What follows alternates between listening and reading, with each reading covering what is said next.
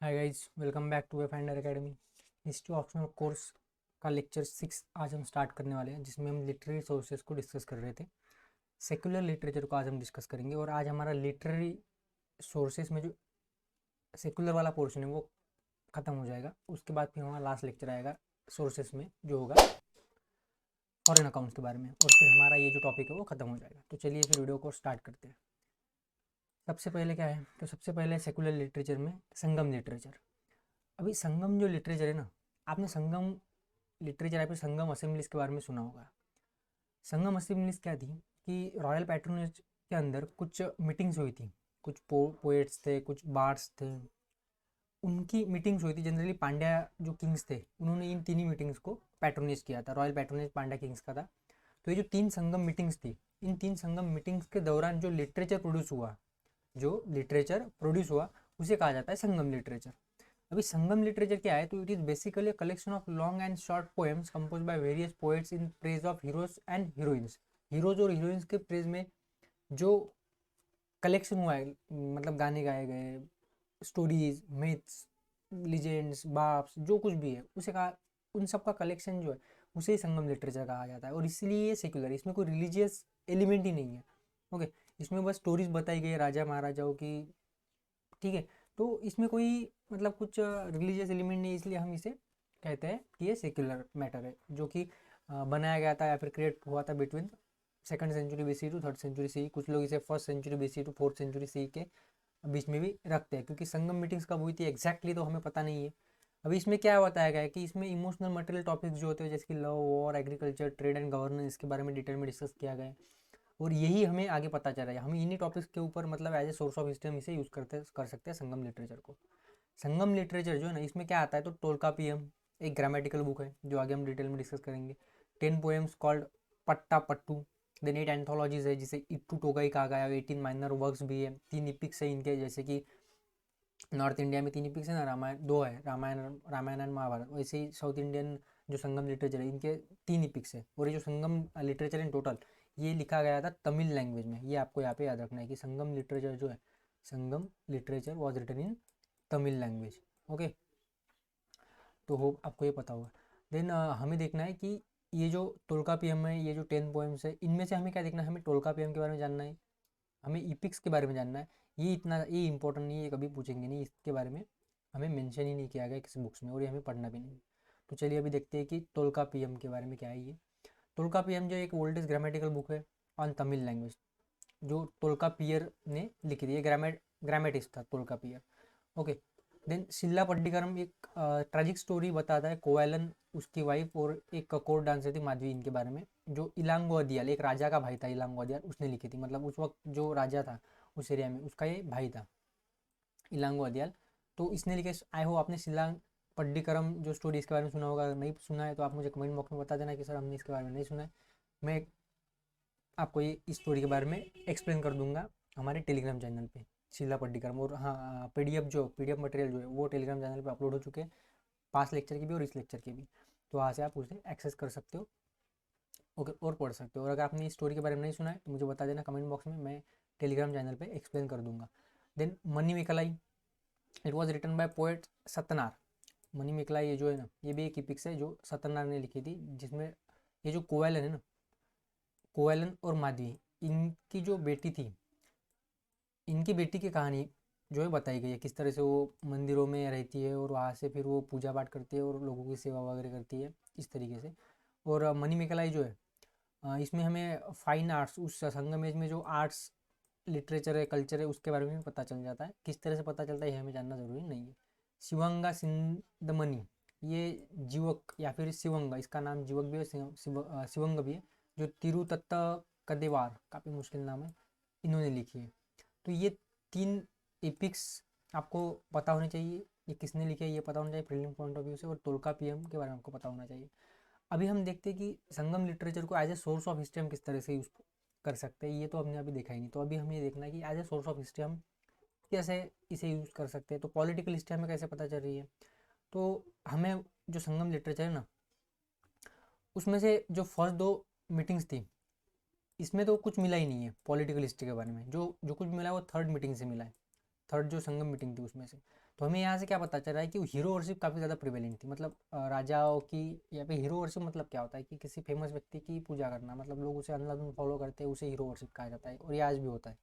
और south India में तो आज भी है, आपको पता ही होगा कि वहाँ के जो लोग हैं वो वहाँ के जो स्टार्स है, सिनेमा के स्टार्स हो गए या फिर पॉलिटिकल जो फिगर्स है उनको कितना मानते हैं, उनकी पूजा करते हैं, उनके लिए कुछ भी करते हैं।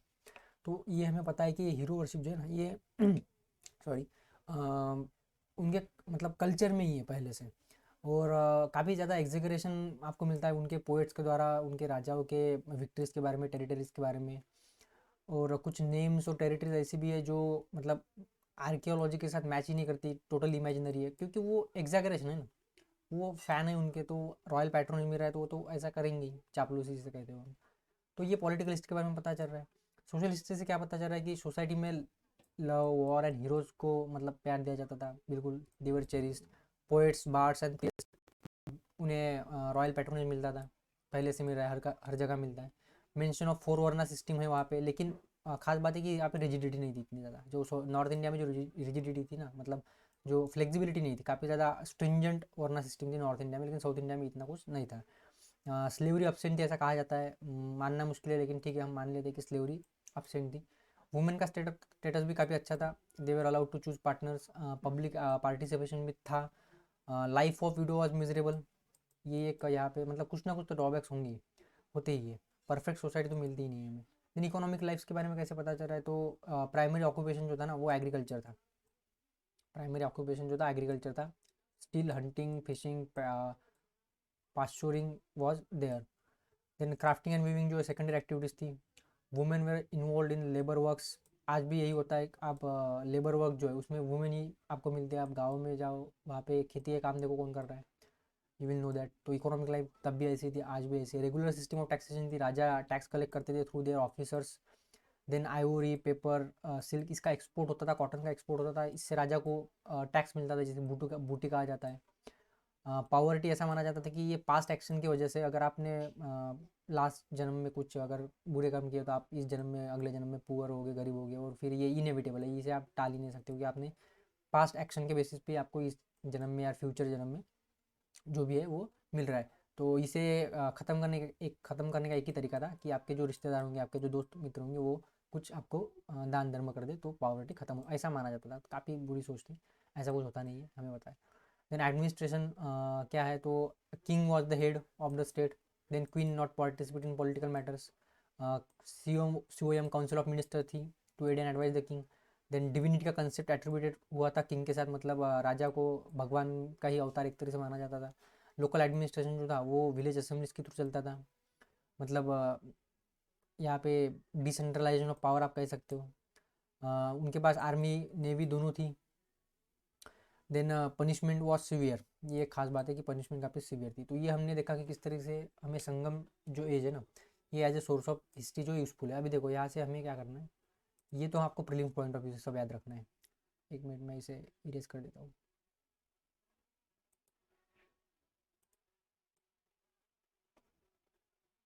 संगम एज में आपको क्या करना है कि ये जो जितने भी फैक्ट्स ये जो है ना, ये प्रीलिम्स पॉइंट ऑफ व्यू से काफ़ी ज़्यादा इंपॉर्टेंट है, इसके ऊपर सवाल आते हैं कि जो टोलका पियम है किसने लिखी है, तो ये लिखी है टोलका पियर ने, और ये तमिल लैंग्वेज में लिखी गई है, और ये ग्रामेटिकल वर्क है ऑन तमिल लैंग्वेज। वैसे ही आपको मुझे कमेंट बॉक्स में बताना है, वैसे तो नेक्स्ट स्लाइड में मैं ही बताने वाला हूँ, लेकिन फिर भी आप बता सकते हो अगर आपको पता है तो, कि संस्कृत लैंग्वेज के ऊपर जो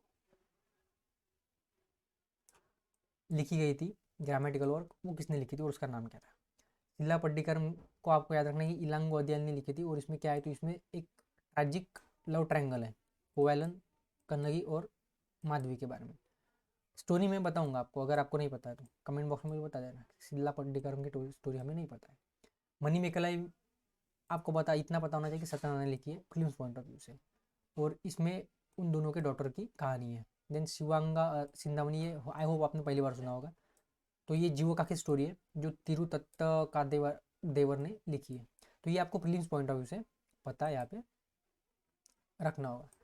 देन पॉलिटिकल हिस्ट्री आपको यहाँ से सीधा सीधा क्वेश्चन आता है, और आ भी चुका है कि संगम जो एज है ना, एक क्वेश्चन आया था मैं क्वेश्चन ऐड करना भूल गया, लेकिन यहाँ पे बता देता हूँ कि संगम एज जो है, संगम लिटरेचर जो है वो पॉलिटिकल हिस्ट्री के बारे में हमें कम बताता है, रादर देन सोशल और इकोनॉमिक हिस्ट्री के बारे में ज़्यादा बताता है। तो ये क्वेश्चन था। तो यहाँ पे देखो आपको सीधा सीधा पता चल रहा है कि यहाँ पे पॉलिटिकल हिस्ट्री के ऊपर कितना कम कंटेंट है हमारे पास, इतना ही है। लेकिन सोशल हिस्ट्री और इकोनॉमिक हिस्ट्री के ऊपर कितना ज़्यादा कंटेंट है। तो ये क्वेश्चन आया था, तो आप सीधे से मतलब क्वेश्चन आसान आते हैं, लेकिन हम इस तरह से पढ़ते ही नहीं, अप्रोच ही नहीं होता है हमारा। हम बुक्स उठाते और पढ़ने बैठ जाते, तो ऐसा नहीं होना चाहिए। बुक्स उठा के पढ़ने बैठ जाना इट इज़ रॉन्ग वे, ऐसा नहीं है। अभी क्वेश्चन का पैटर्न जो है बदल चुका है। तो सीधा सीधा क्वेश्चन आप इन स्लाइड से, और ऐसे तो नहीं पढ़ाया जाता, कोई नहीं पढ़ाता ऐसे, ठीक है। जैसे मैं स्लाइड बना रहा हूँ, जैसे मैं कंटेंट दे रहा हूँ, जैसे मैं सोर्स एज इसे जो अप्रोच है ना हमारा, ऐसे कोई अप्रोच करता ही नहीं है। तो आपको इसका फ़ायदा मिलने वाला है। तो बस रेगुलर वीडियोस को फॉलो करते रहिए। तो ये हम सब देख चुके कि इकोनॉमिक लाइफ वगैरह। ओके, सो हमें अब क्या देखना है कि अदर कुछ एंशिएंट टेक्स्ट थे, बायोग्राफीज थी, वर्क्स थे, उनके बारे में, जैसे कि अश्वघोष। प्रीलिम्स पॉइंट ऑफ व्यू से ये सब स्लाइड जो इंपॉर्टेंट है, और आप वैल्यू एडिशन कर सकते हो आपके आंसर में, मेंस में भी और आपके ऑप्शनल में भी ना। अशोक घोष ने क्या लिखा था, बुद्ध चरित्र लिखा था, हमें पता है कि जिसे महाकाव्य भी कहा जाता है। और ये जो कुशाना के वक्त था अशोक घोष, ठीक है। ऐसे क्वेश्चन आते रहते हैं। लास्ट ईयर आया था कि एक इधर राइटर्स थे और इधर पीरियड्स था, पीरियड मतलब डायनास्टी वगैरह के नाम थे। तो आपको मैच करना था कि कौन किस वक्त पे था। तो यहाँ पे याद रखना कि अशोक घोष जो था वो कुशाना के वक्त था, और एक बुद्धिस्ट स्कॉलर था ये, बुद्ध चरित्र इसने लिखी थी। भाष वॉज अ ड्रामेटिस्ट, जिसने पंचरत्न, दूतकाव्य, ऐसे इस तरह के बुक लिखे थे, जो उज्जैन के राजा के बारे में हमें बताता है पॉलिटिकल लाइफ उस वक्त की कैसी थी। ये इसके लिए इंपॉर्टेंट है भाष। कालिदास तो मतलब नाम तो सुना ही होगा आपने, ठीक है। लेकिन इसकी डेटिंग का प्रॉब्लम है, कब था हमें पता नहीं है। मोस्ट ऑफ द लोग जो इसे गुप्ता के पीरियड पे रखते हैं। वन ऑफ द मतलब 9 ज्वेल्स जो है ना चंद्रगुप्त के कोर्ट में, उनमें से एक कहा जाता है। लेकिन हाईली चांस तो कम है, लेकिन फिर भी मानते हैं तो हम मान लेते हैं। लेकिन जिस भी एज में था ना कालिदास, उस एज की सोशियो कल्चरल लाइफ के बारे में काफ़ी अच्छे से इसके बुक्स में बताया गया है। बस एक दिक्कत है कि इसने किसका नाम नहीं लिया है कि मैं इसके वक्त था, ऐसा कुछ नहीं किया इसने। तो इसलिए ये महान है क्योंकि इसने चापलूसी की नहीं। तो one of the most celebrated writer, dramatist, poet of the first millennium C. First millennium का मतलब क्या होता है, 1000 ईयर का जो कार्यकाल होता है उसे कहा जाता है। तो फर्स्ट मिलीनियम सी। देन क्या पोएट्रीज थी, रघुवंशम, मेघदूत, कुमार संभवा, ये आपको नाम याद रखने फिल्म पॉइंट ऑफ व्यू से। प्लेज मतलब ड्रामा, अभिजन्य शकुंतला, मालिका अग्निमित्र, विक्रम वीर रजी, विक्रम अर्जुन विजया, जो मैं आपको पहले बता चुका हूँ, एक दो लेक्चर्स पहले मैं आपको बता चुका हूँ, वो यहाँ पे मैं ऐड करना भूल गया। ठीक है, कोई बात नहीं, आपको पता है कि एक प्लेस था और विक्रम अर्जुन विजया, यहाँ पे आपको ऐड करना है विक्रम अर्जुन विजया, ठीक है। विशाखा दत्त ने मुद्राक्षक जो स्टोरी है ये आपको बताती है चाणक्य ने किस तरीके से नंदास के ऊपर डिफीट। ये तो स्टोरी काफ़ी फेमस है, तो ऑब्वियसली आपने सुना होगा। मैं यहाँ पे फिर से रिपीट कर देता हूँ एक बार कि हुआ क्या था। एक बार जो नंदा जो राजा था, नंद डायनेस्टी का जो रूलर था ना, उसके पास गया था चाणक्य। तो चाणक्य ने कहा था कि देखो भाई अलेक्जेंडर आ रहा है, तो थोड़ा सावधान रहो। अभी नंदा जो राजा, नंदा जो था वो महापद्मानंद था शायद, तो वो था मतलब घमंडी था। तो उसने सुनी नहीं चाणक्य की, इसको बेइज्जत करके निकाल दिया। तो इसने शपथ ले ली कि मैं एक दिन आप उसको मतलब उसका राज्य उससे छीन लूँगा। फिर वो जाके मिलता है एक बच्चे से, चंद्रगुप्त मौर्य, उसको ट्रेनिंग वेनिंग देता है। और आपने वो मूवीज़ भी देखी होगी या फिर सीरियल्स भी सोनी के ऊपर आई थी, तो वो आपने सब देखा होगा। फिर ये चंद्रगुप्त मौर्य और चाणक्य दोनों मिलकर इसको हरा देते हैं और कब्जा कर लेते हैं, और फिर अलेक्जेंडर तो आता ही है फाइनली। तो ये सब स्टोरी है, और यही इसमें विशाखादत्ता ने बताई है। बाणभट्ट जो था वो हर्षवर्धन का कोर्ट पोएट था, 7th सेंचुरी के लाइफ के बारे में हमें बताता है। उसका जो सोर्स है, पाणिनि ने अष्टाध्यायी लिखी है। देखो आंसर यहाँ पे मिल गया कि संस्कृत ग्रामर के ऊपर जो बुक है वो किसने लिखी थी, पाणिनि ने लिखी थी, इसका नाम है अष्टाध्यायी। महाजनपदा के पीरियड के बारे में भी हमें पाणिनि के वर्क से काफ़ी ज़्यादा कुछ पता चल रहा है। तो ये सब आपको यहाँ पे याद रखना है इतना। नेक्स्ट पतंजलि, महाभाष्य इसने लिखा था। योगा योग है ना, योग योग जो करते हैं ना, ये हमारा जो बाबा रामदेव योग करता रहता है, ये योग का जनक यही है पतंजलि। इसने योग वगैरह के बारे में सब कुछ डिटेल में सबसे पहले मतलब शुरुआत की थी, और यही है सब कुछ पतंजलि योग के बारे में बताने वाला हमें। तो वैल्यूएबल डेटा प्रोवाइड हो रहा है हमें महाभाष्य से, मौर्यन पीरियड के बारे में और ग्रीक इन्वेजन के बारे में। कौन प्रोवाइड कर रहा है, पतंजलि प्रोवाइड कर रहा है महाभाष्य। इसका वर्क है, ये आपको याद रखना है। महाभाष्य किसने लिखी है? तो पतंजलि ने लिखी है। हरिसेना ये समुद्रगुप्त का कोर्ट पोएट था। इस इसका जो वर्क है, इससे हमें समुद्रगुप्त के अचीवमेंट्स के बारे में पता चल रहा है। और समुद्रगुप्त को नेपोलियन ऑफ इंडिया भी कहा जाता है। समुद्रगुप्त को नेपोलियन ऑफ इंडिया भी कहा जाता है। तो इसकी जो प्रशस्ति है, इलाहाबाद पिलर इंस्क्रिप्शन है, इंस्क्रिप्शन के बारे में हम डिटेल में डिस्कस कर चुके हैं। गार्गी संहिता है जो ग्रीक इन्वेजन के बारे में काफ़ी कुछ हमें बताती है। वराह मिहिर है जिसने बृहत संहिता लिखी थी, कि एस्ट्रोनॉमिकल बुक है ये, तारों ग्रह तारों के ऊपर। चरकव और सुश्रुत संहिता जो है मेडिसिन के ऊपर है। ट्रायो जो है ना मेडिसिन के त्रिमूर्ति, इनमें ही दो का नाम आता है। तीसरा नाम क्या है, थर्ड नेम ऑफ ट्रायो, आपको मुझे कमेंट बॉक्स में बताना है थर्ड नेम। काम उसके बाद इसके ऊपर सेंसुअल प्लेजर के ऊपर वत्स्यायन ने लिखी है बुक। शिल्पा शास्त्र जो है ऑन आर्किटेक्चर एंड स्क्रिप्चर, काफ़ी ज़्यादा फाइन, मतलब सबसे पहला वर्क है, first work on architecture and scripture. आज आप आर्किटेक्ट को देखते हो ना, आर्किटेक्ट होते हैं, घर बनाते हैं, वो यही है, मतलब सबसे पहला वर्क वही यही है। तो हम हमारा जो इंडियन ट्रेडिशन है काफ़ी रिच है, हमें यहाँ से पता चल रहा है कि हमारे पास सब कुछ था, एवरीथिंग हम वी हैड। तो आज पता नहीं किस बात की कमी है, हम पीछे रह गए। कौटिल्य जो है वो अर्थशास्त्र इसने लिखा है, काफ़ी मास्टरपीस है ये कौटिल्य की, जो डिटेल में हमें बताती है उस वक्त मॉडर्न पीरियड के socio cultural political administrative economic life. इसको हम डिटेल में डिस्कस करेंगे मॉडर्न पीरियड को जब हम देखेंगे ना, तो अर्थशास्त्र को हम डिटेल में डिस्कस करेंगे, डोंट वरी। यहाँ पे बस नाम याद रखो। चंदा बरदाई ने पृथ्वीराज रासो लिखे ब्रज डायलेक्ट्स में, जो पृथ्वीराज रासो मतलब पृथ्वीराज चौहान के बारे में बताती है हमें। वो अभी मूवी आ ही रही है अक्षय कुमार की, आप देख लेना, आपको सब पता चल जाएगा। All above mention work shows level of expertise in their respective field and vision.